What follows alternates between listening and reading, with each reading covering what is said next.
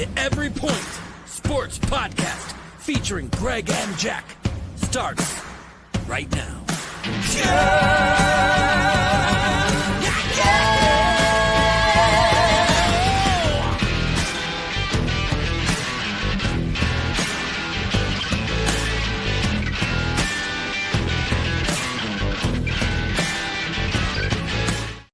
Oh, welcome into a Thirsty Thursday here on the Every Point Sports Podcast. As always, I am Jack Stash. We're hanging out with the old gamer, GK. Greg, how are we? You brought the topic today. How you feeling, brother?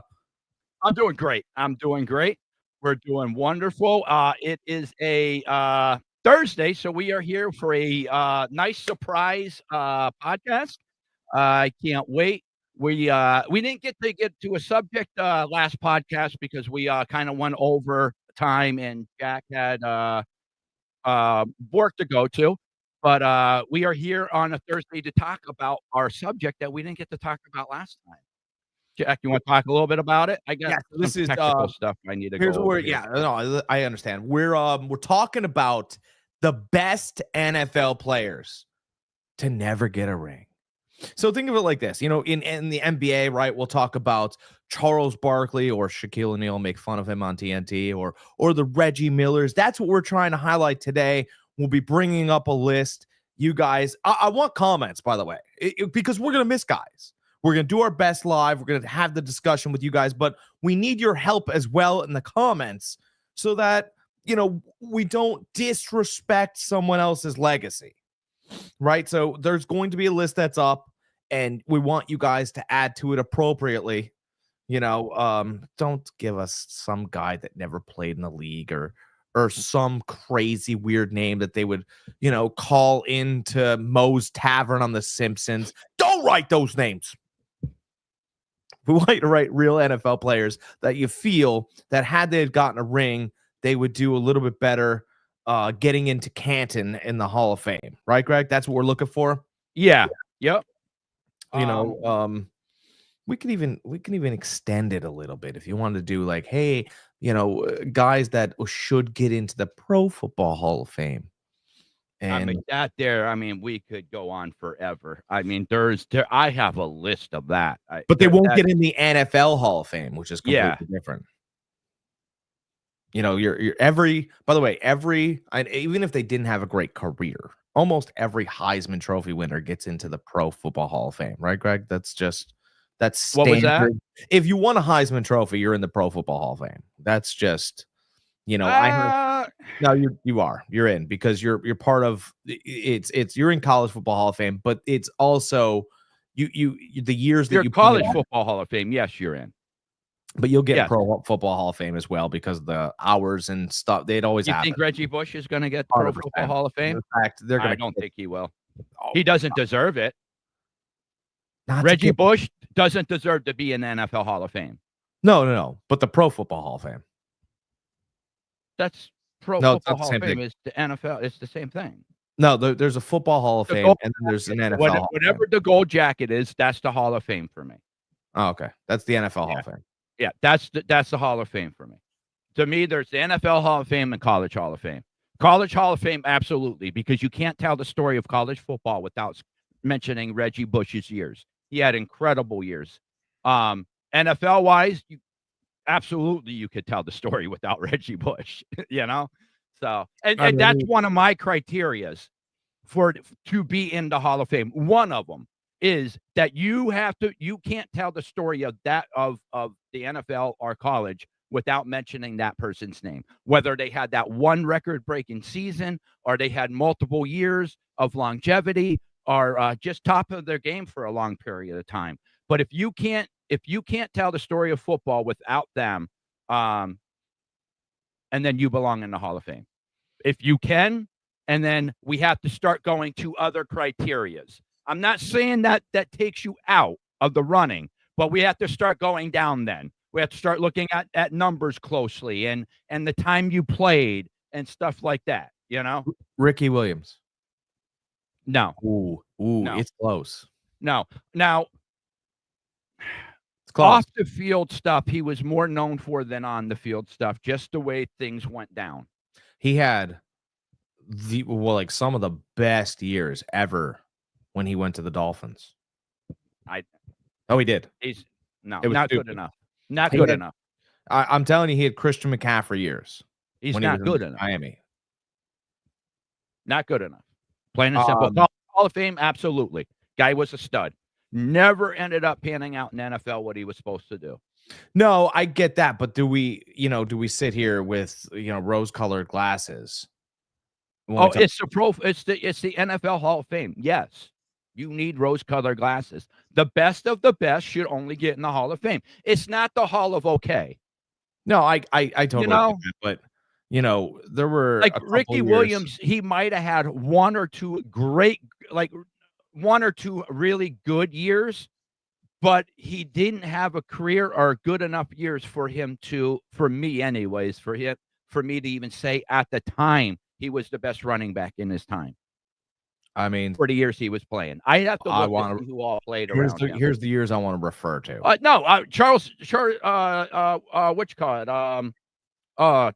Chiefs running back, Jamal Charles.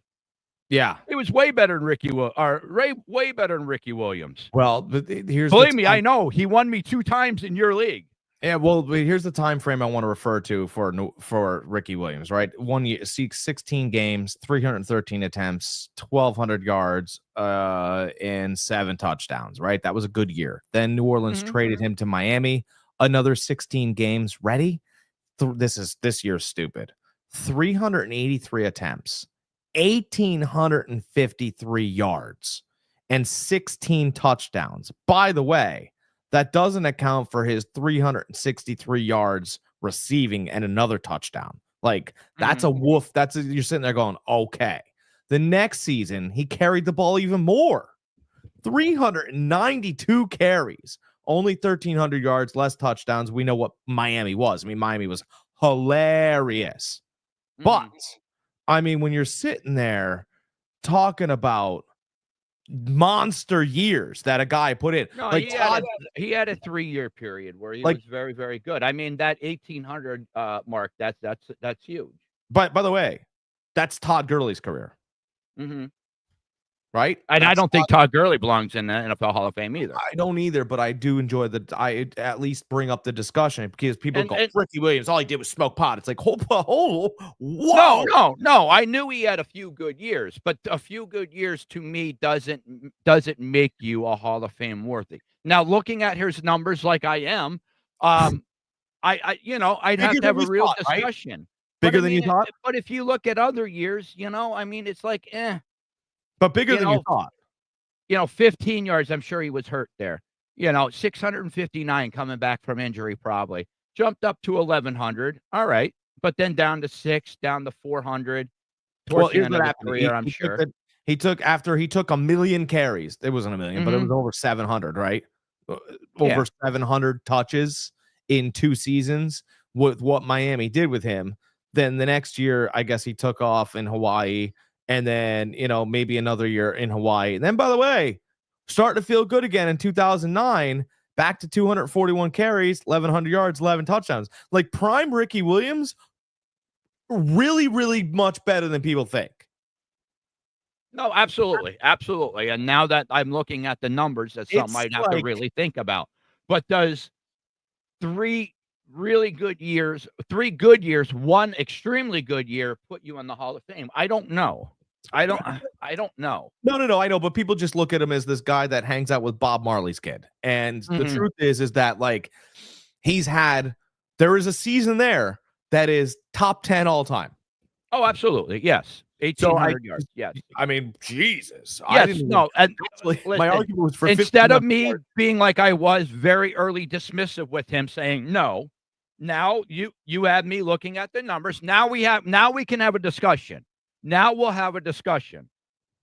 Because, like you said about Priest Holmes had that nice little window. But at the same time, like I do remember being in fantasy football world and people going, oh, but he'll just end up. And I go, end up what? Getting only 300 carries? That's 83 off of what he did. And we forget let's the say Heisman Trophy winner did was get touchdowns. I mean, the guy was a touchdown machine. He did, but much like, and I'm going to make this debate real quick, and then we'll bring up that list. I was watching touchdowns and I'm watching tape. I'm watching tape every day because I'm going to make sure you guys win your league. I'm watching tape every single day from here on out. Kyren Williams had touchdowns in 8 straight games last season. That's really good, right? You want a touchdown a game. Mm-hmm. They were from the 5 to 10 yard line. What if the Rams don't get to the 5 to 10 yard line? And what if, Stafford's back injury at his age is a little bit tougher? About back injuries. Listen, his back injury is a lot more, and they're starting to talk about it than what they originally was saying. And my ears went really up. Having discussions. My ears went up last week when they asked Davante Adams. A reporter made a big mistake, by the way. They did their job, but you made a mistake for me to be listening. A reporter asked Davante Adams what his relationship was with Jimmy Garoppolo from the Vegas days. And I went, what would it matter if he's the second? He's not. What if Garoppolo plays as many games as Stafford? What if they split the season? McVay can get Stafford doesn't play at all. I'm getting there. Our hands are up, right? Listen, I'm coming. My back, I'm telling you, this is just from deadlifting. I don't know how serious his back is. I'm a month into my recovery, and I'm not even. I just got cleared to do push-ups, girl push-ups, and pull-ups. I want to emphasize when I'm saying a push-up, like I can't do a man push-up. I have to do a girl push-up. All right, that's what I got cleared for. So I'm just saying, and I'm not an NFL player. I'm not taking hits. I'm not having a freaking 240-pound linebacker coming at me that can run a 3.440 and hit me in the back. I'm just saying, I'm not. If he's having back problems now, I'm not convinced he can make it through the season. I'm really not. And we all seen when Jimmy G is on the field with the Raiders, what the hell happens there. All I'm saying is one name, keep an eye out for: Cousins. Well, but let's do this real quick. And I like that. That's a good thought. I'm not saying right away. Week 3, week 4. Let's do this real quick. Jimmy Garoppolo is fantastic when he's got a great jockey. That horse can run. He had Shanahan, great jockey. Garoppolo looked fantastic. He gets everybody. You could tell the difference between Trey Lance and Jimmy Garoppolo getting men lined up when he has a great jockey. Now, when Jimmy Garoppolo's got to be the boss of everything, he's a little bit more loose than anybody would like. Great jockey, though. He did well in New England, right? When it was tight and strict and all those things. If he gets McVay, I believe that McVay is a great enough jockey to squeeze the rest of the juice out of Garoppolo in that offense. You're getting Adams, you're getting Puka Nacua, you're getting Kyren Williams, you're getting. I do believe that it's much closer at this stage. Look at Garoppolo couldn't beat out a 40-year-old Brady, and he sure as hell can't beat out a 39-year-old Stafford. But if that back is sick and weak and achy and older from all the hits, I believe you're as good as the old man is once again. All right, as a guy that was thrilled when we got Jimmy G. Thrilled. What came in, won 6 straight games for us, going to the next season, high hopes, all this. He was a very good quarterback for a while. As he got older, I don't think he worked at his craft anymore because he got less accurate. And as he started more games for us later on in his career, which I didn't want him to be the starter anymore, I wanted us to move off from him just because I got tired of seeing Kittle hurt all the time. You know why Kittle was hurt? Was because his inaccurate passes, him throwing them high, and those corners or linebackers coming underneath and cutting Kittle. I've seen it too many times. I've seen it with the wide receivers. I've seen it with the tight ends. I've seen the same thing happen with Kaepernick, with Crabtree. Like just inaccurate throws that end up hurting our players. Mm-hmm. And I got tired of seeing it. I'm like, let's just roll with the rookie anymore. Get rid of Jimmy Garoppolo. And Kyle he had the same sentiment. Like, we're just kind of done with you, dude. Like, you're getting everybody hurt. This is a special case, though. And again, It's because I don't think he worked at his craft anymore. Do I think he's better than a back hurt, injury riddled Stafford at this point? Absolutely. But You know what I would do? Devontae Adams, he has a point. Surgery's done. Surgery's paid for by another team. What I would do currently, if I knew that I had these problems in-house, and they do, the Rams do have in-house problems, I would bring in this guy. That's a Will Levis. I would bring in him. Right? Why not? Why wouldn't you? It doesn't matter. I don't care. He got surgery. I'll trade for him now. He could sit in the rooms and the meetings and all this other stuff. I know what that arm is. It's live. It could fling. By the way, McVay brought in Baker Mayfield when Baker basically was going through a really tough time and tough issues. And this dude has a top 10 arm in the league. He could fling the damn thing. And if McVay can get a hold of him, he's still very, very, very young. You're getting off of Stafford and into Levis. I think that would be a great move. If he's able to play this year. If he's not able to play this year, then no. Why wouldn't I at least want him in my meeting rooms and getting my concepts now? That's fine, but what you need to worry about having a quarterback this year. Well, I'm going to split the Stafford Garoppolo this year. That's what's going to happen. That's smart. I don't think Stafford's going to be your guy. If he's having major back issues right now, he's not going to be your guy. Jimmy G's too inaccurate. He's not going to keep his starting job, or he's going to get hurt like he always does. Well, I mean, I think your best bet is to trade. Wait till like week 3, week 4, and trade a 3rd-round pick for Kirk Cousins. Maybe. I mean, there's a little bit of truth there, but at the same time, you've been playing this older gentleman's game for a little while here. And Kirk Cousins is your perfect guy to come in. And I mean, we always compare Shanahan and McVay, the kind of back and forth that they have. They're both known as offensive geniuses. They both run the staff in Washington. They both come up together. McVay was under Shanahan, I don't want to say they run similar offenses because there is a slight difference, but they're both offensive-minded coaches, which if Kyle likes Cousins, McVay's going to like Cousins. Right. Is my point. Yeah, I wonder if, Kyle wouldn't rather, or not, I'm sorry. I wonder if McVay wouldn't rather start over and get a young guy. I think they're ready to do that next year because they have 2 first-round picks. And my thing is that if you do want to do that next year, why wouldn't you trade and give up a 5th-round pick for Levis? Now, bring him in and get him knowing the concept. He can't play. He's out for the year. But this quarterback class that's coming out is supposed to be really good. But I don't want to. They've been talking about it for a couple years now. But I'm not going to be able to participate in it because I'm still going to put a no. They're going to put you had 2 first-round picks, but they're going to put a good enough product out there, so they're not going to get any younger guys.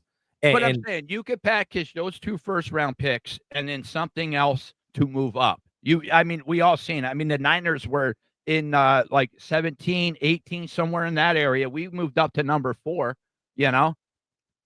and we didn't have 2 first-round picks that year. They give 2 first-round picks that next year, throw in a first next year, maybe a 3rd in there. That's enough to move up. I think everybody is hanging their hat on the fact that Arch Manning is going to be this. No, Archie Manning's going to be a Saint. It's written in stone. The NFL already has the story written. It's done. It's a done deal. If it doesn't happen, I'll drop that. I'll be surprised. What if he's not as good as everybody thinks? That's what I. It's a good possibility. I think I want it to be good, but what we're doing is we're forcing all of our thoughts and prayers and hopes and dreams onto this kid's shoulders. He hasn't played, and when he played some last year, and he looked very good last year. My God, I watched him get dropped to the ground and put on the sideline. Dude, he made some incredible throws. He was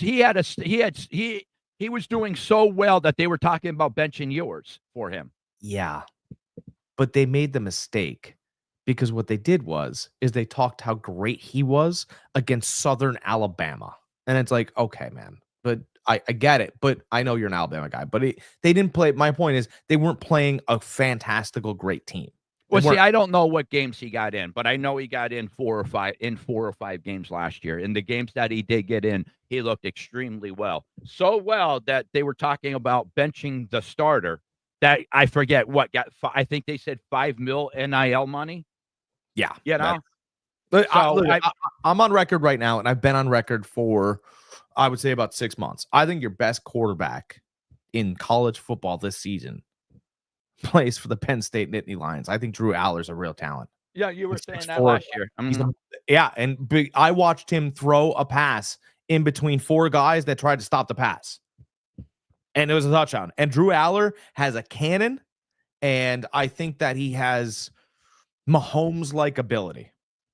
Where he's going to have to, or not even him, Penn State is going to have to up it is by getting that outside presence at wide receiver. They don't have that out. They didn't have it last year. I don't know if they brought anybody in that's going to be able to do that, but that's what they were missing last year. You know, they talk about how great Ohio State is. Ohio State lost their defense coordinator to Penn State, and they lost their offensive coordinator to the Raiders. Mm-hmm. Right. So they lost their starting quarterback was drafted. Right. A wide receiver was drafted. 2 running backs drafted. I mean, their team was picked apart. And no one likes Ryan Day. That's just the truth. I'm just. You know what? I didn't care for him, but now that nobody likes him, I like him.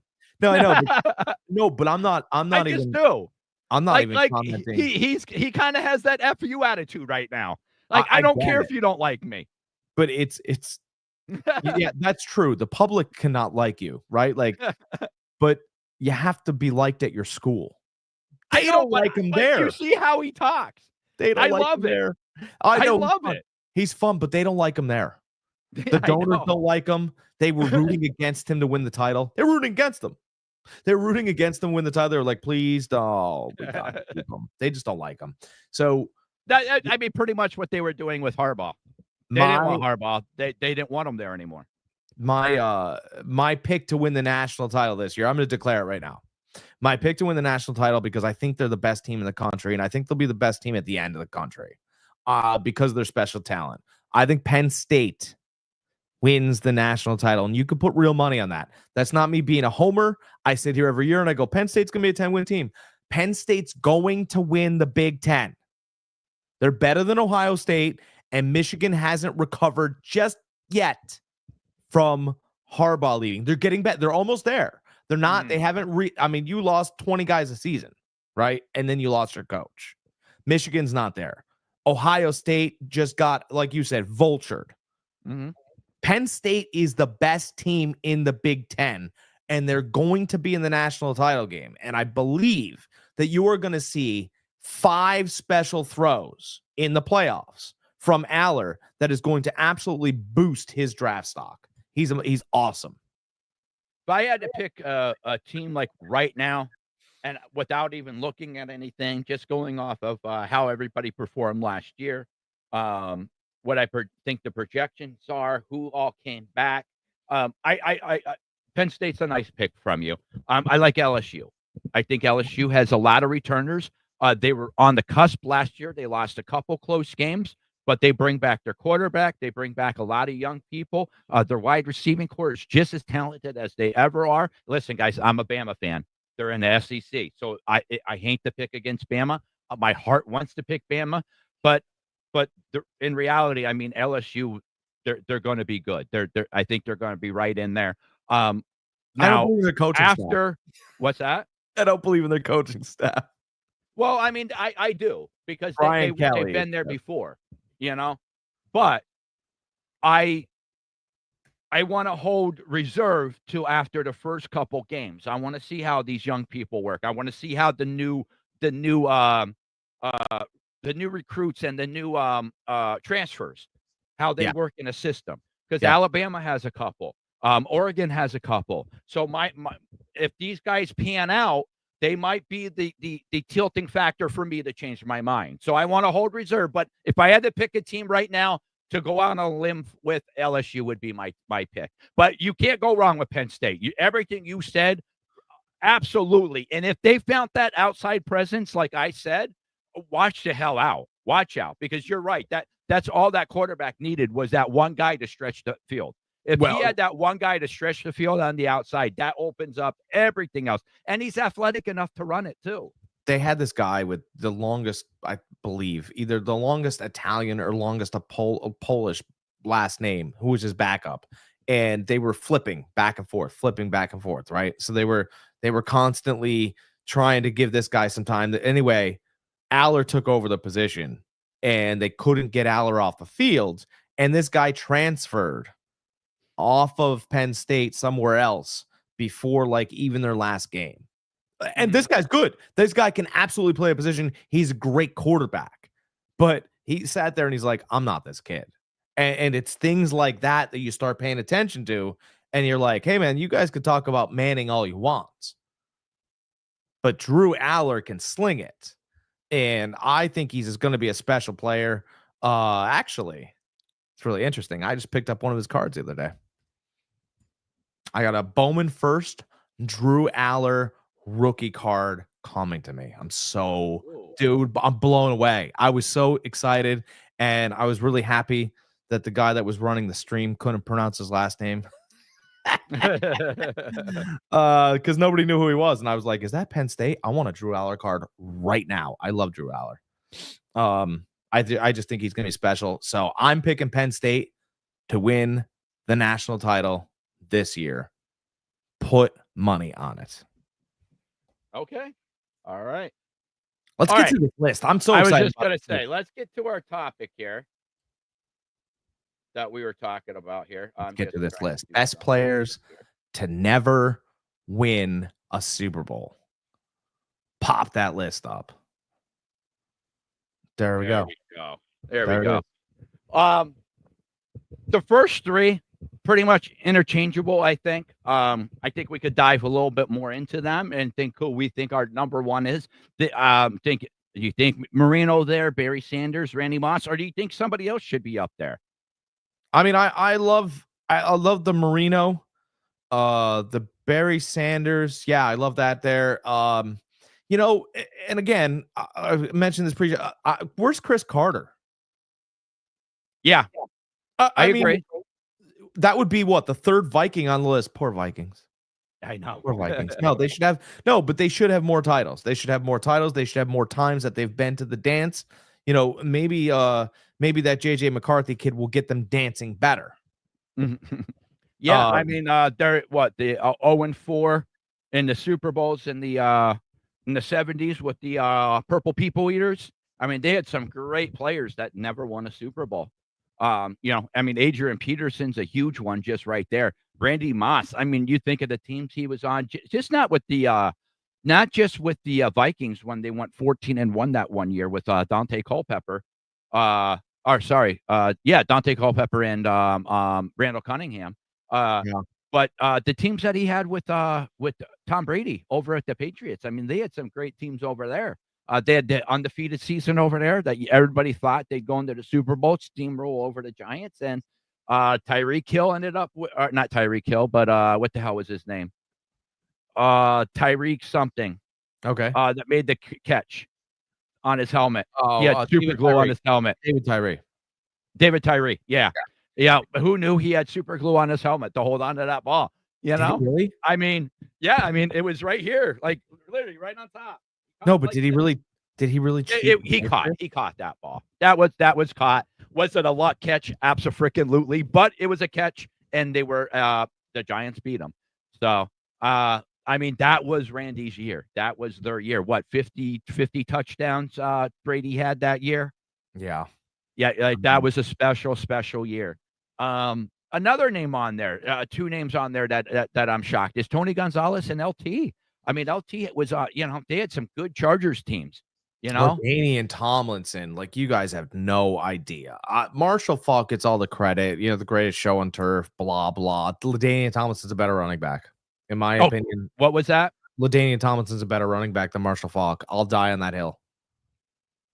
That's tough. I mean, they're very similar in style. Tomlinson's got the most touchdowns I just think, Faulk ever had in a season. Faulk was just, he was a different animal in a different time. No, I mean, he was great. I mean, again, but LaDainian Tomlinson, people don't realize how great he was.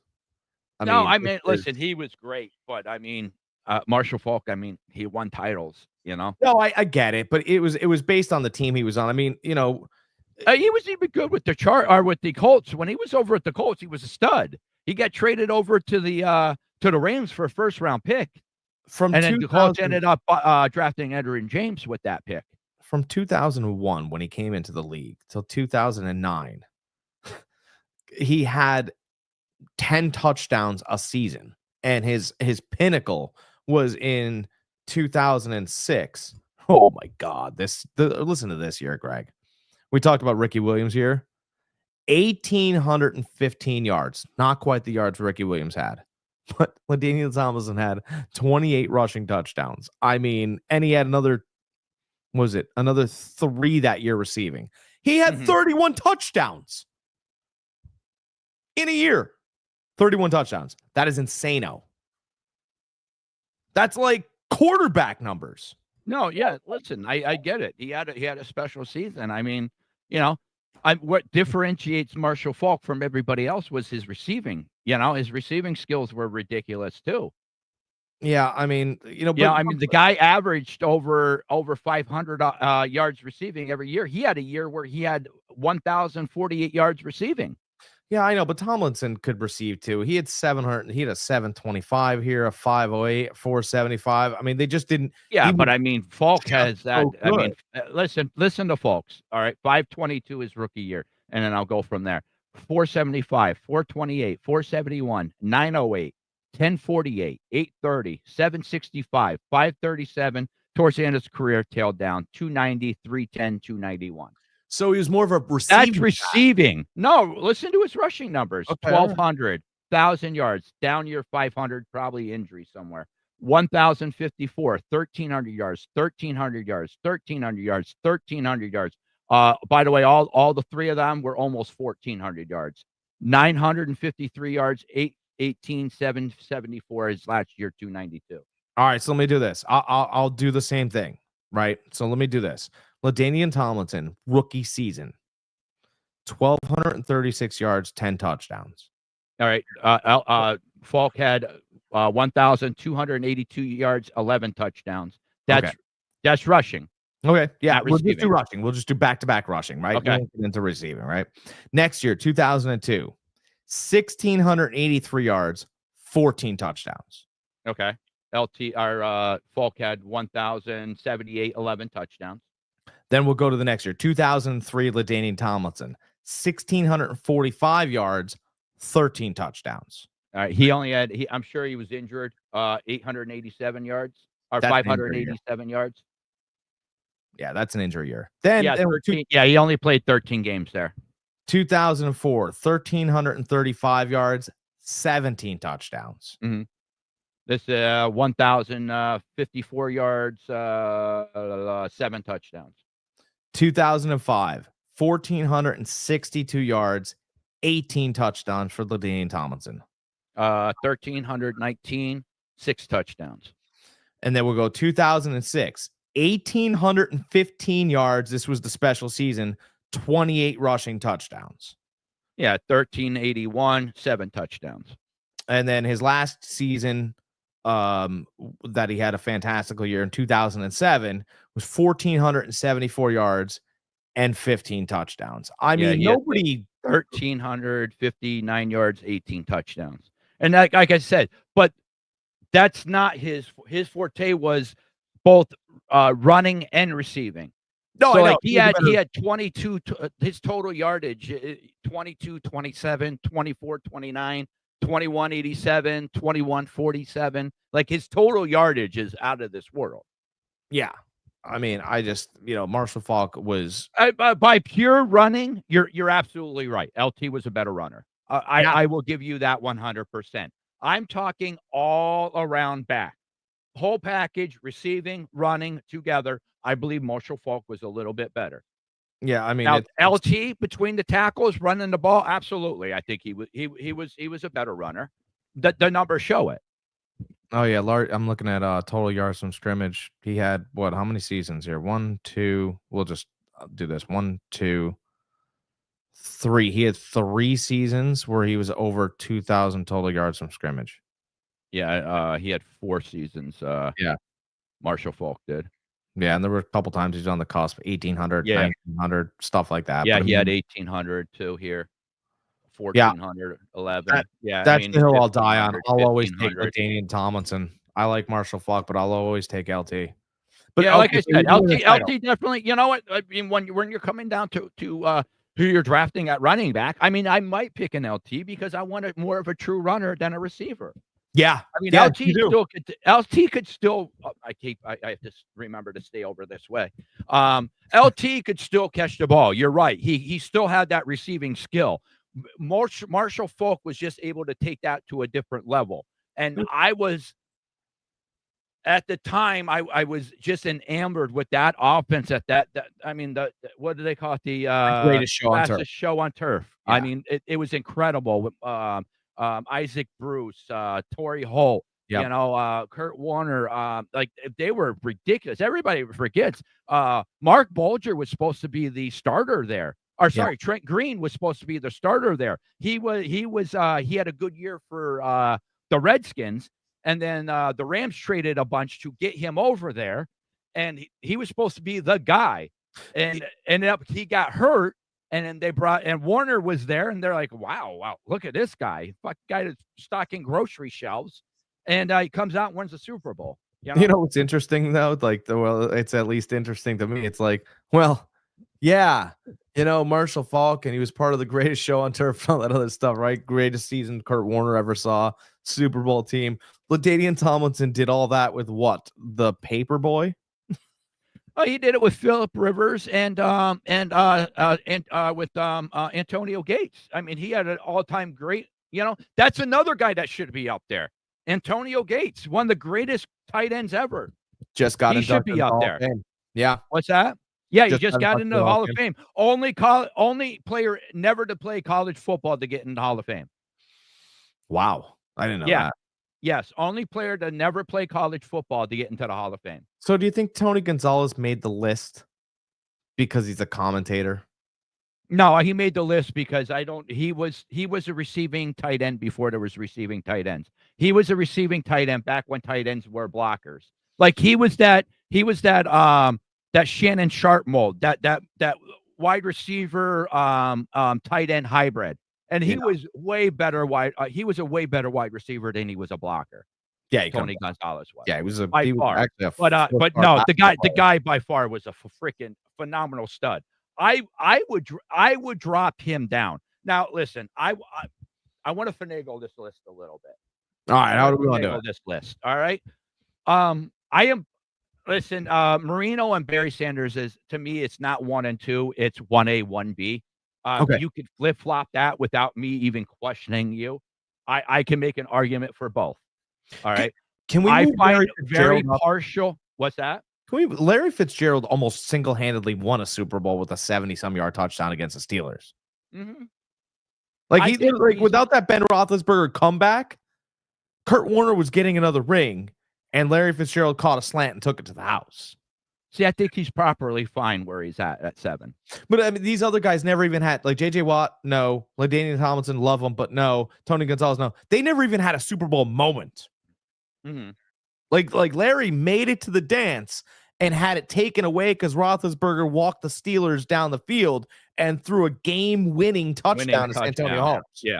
Yeah. So, like, when we're talking about who's on the list, who shouldn't be on the list, like, I got to move Larry up a little bit because otherwise, not only was he in a Super Bowl, did not win it, for that play, he was going to be Super Bowl MVP. That's why I want to move him up. Okay. You remember the play? It was. I do remember. Let's see here. I'm fine with the first 3. Marino, Sanders, and then Moss. Mm-hmm. Where I think you have to really start thinking, and people don't realize, I don't understand how Bruce Smith is 10. I really don't. Guy, all-time sack leader, went to 4 straight Super Bowls. Yep. I mean, the guy was a terror in the 90s. Nobody wanted to mess with him. And who was the other linebacker for them? Thomas? Cornelius Bennett, I think. Bennett. That's it. Yes. Like they terrorize quarterbacks forever. I'm sorry. I'm taking Bruce Smith all the way up to 4. All the way up to 4. You cannot leave the all-time sack leader down on 10. Okay. I'm All okay with right? that. Yeah, I'm okay with Bruce Taking Smith. on the 4. I'm keeping LT right at 5 because I think that's perfect for him. LT, one of the best running backs ever in the NFL, never to win a Super Bowl. Yeah, you have. No, I'm sorry. I'm not keeping that. No, I'm putting Adrian Peterson at 5. Putting Adrian Peterson at 5 You're gonna put Adrian Peterson. So over LT. Yeah. Yep. okay. Adrian Peters had over 2,000 yards rushing. Almost, he did break the record, didn't he? Almost broke the record. Yeah, almost broke the record. Almost broke the record. No, the guy was phenomenal. I'm putting AP over LT. Then I'm putting LT. And then I'm putting Larry. Now's where it's going to get interesting. Am I going JJ or am I going Tony? I think I'd have to go with Tony. Then JJ. And then Mizuno. Mizoon. So Anthony Munoz is the best offensive lineman probably ever. Yeah. But again, I to me, I have to put him way down on the list compared to the others. I know he was number 1, but I mean, why did Joe Thomas win a Super Bowl? I don't know what Joe Thomas does. No, Joe Thomas didn't win a Super Bowl, and he was the best left tackle the whole time he was in the league for 12 years. All right, here's what we got to do. Just because he played for the Browns his whole career. I'm gonna do my list. Okay. And then as last time, I gotta fly. I got a couple. Okay. All right. I gotta run around. All right. Here's my list because we've been on, and I want people to enjoy this because it was fantastic for what we put out here today. My list: Dan Marino, yes, leave him 1. Barry Sanders, 2. Mm-hmm. Randy Moss will leave at 3. Okay. I will move Larry Fitzgerald up to 4. Almost won a Super Bowl. He has to because he almost won a Super Bowl single-handedly with a play. If Pittsburgh and Ben Roethlisberger didn't march down the field and have that better moment. No one on this list, by the way, has a fair Fitzgerald Super Bowl moment. They don't. Marino was a rookie when he went to the Super Bowl. Niners beat him. And that was his only shot. That was his only time. He had some great fucking teams. Some great teams he was on, but without the Pittsburgh Steelers, not only does Larry Fitzgerald own a lot of receiving records, he has a Super Bowl MVP and a Super Bowl moment. He's got to go to 4. I could move him to 3 over Moss. Moss didn't even have a Super Bowl moment when he got there. Actually, I'll do that. I'll move Larry Fitzgerald to 3, then move Moss to 4. That's what I'll do. That'll be my little switch. Second greatest wide receiver ever. I have to move him down. He didn't have a Super Bowl moment. When the game got big, he got small. Okay. All right. Maybe he was held. Your list. It's your list. Maybe he was held, but I can't forget that what Larry Fitzgerald did, and then consequentially what Pittsburgh did to your list. You do it what you want. So I'll go Marino. I'll go Sanders. I'll go Larry Fitzgerald. I'll go Randy Moss. Okay. Then give me Tomlinson next. Yeah, give me Tomlinson next. Then I'll go. No, you know what? I don't want to go Tomlinson next. Give me Bruce Smith next, like you said. Okay. So give me Bruce Smith after Moss, because he went to 4 Super Bowls and didn't get it done. But you can't do everything. Give me Bruce Smith. Then give me LaDainian Tomlinson. I still think he's a better all-around running back than Adrian Peterson. I like Peterson, but I'm a Tomlinson ride or die. And then give me Tomlinson. Give me who else? Then give me Munoz. Okay. Munoz was just a wall. No, I know. He was, no, I get it. I get it. I mean, he was the reason why Ickey Woods got those touchdowns. No, you're right. He's a lot of disrespect for Munoz. I think he's probably the greatest at that position ever. So I got to keep him there. Then I'll go JJ Watt. And then I'll put Tony Gonzalez last. And I'll put Tony Gonzalez last because I don't think there's a huge separation between him, Shannon Sharp, and Antonio Gates. I think they're basically all the same guy.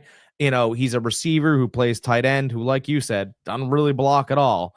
And we're not going to sit here and go, you know, Tony Gonzalez is all time. It's like, listen, I don't believe that. You don't believe that. And if you don't believe he's an all-time tight end, he goes down all the way on my list because I think Bruce Smith is an all-timer. I think Munoz all-timer. I just think Larry Fitzgerald had moments, right? All these other guys I could put number one on my all-time list. I would never do that with Tony Gonzalez. I got something for you. All right. All right. Would you rather have Tony Gonzalez on that list or Antonio Gates on that list? You only can pick one. Which one deserves to be on the list? Which one doesn't? I'll take I mean, they both deserve to be on that list. Don't get me wrong. But in our discussion, you only could pick one. I'll take Gates. Better athlete, better player. I was gonna say the same thing. I mean, the guy came in and took the league by storm. His first year, his rookie year, he took the league by storm. Every week, every win, Rivers is going to Gates. Did they stop it? No, they couldn't. No, that's how good it was. They were talking about that. They were saying that didn't matter when they were goal line situation, red zone. It didn't matter what play was called. They said whether it was a running play did not matter. If Tony Gonzalez or Antonio Gates was one-on-one with anybody, that's where the ball was going. They said it. When Kyle Pitts grows up, he wants to be Antonio Gates. That's my final statement. All right. I know you need to go. Good discussion. We will be back. Let's see here. We could probably do it Sunday because I don't have work Sunday. Let's do it. We'll plan on Sunday again. We'll be back Sunday around noonish. Right? Yeah, that's perfect. We ride on Sunday. Good. All right. So, guys, we'll see you noonish. As always, guys, check us out over on Facebook. Check us out over on YouTube. Old Gamer GK over at Fantasy Farm Sports. Both channels. Hit that subscribe button. Make sure you hit that like button. That helps us get into other people's algorithm, guys. Please, greatly appreciate it. And as always, guys, stay excellent.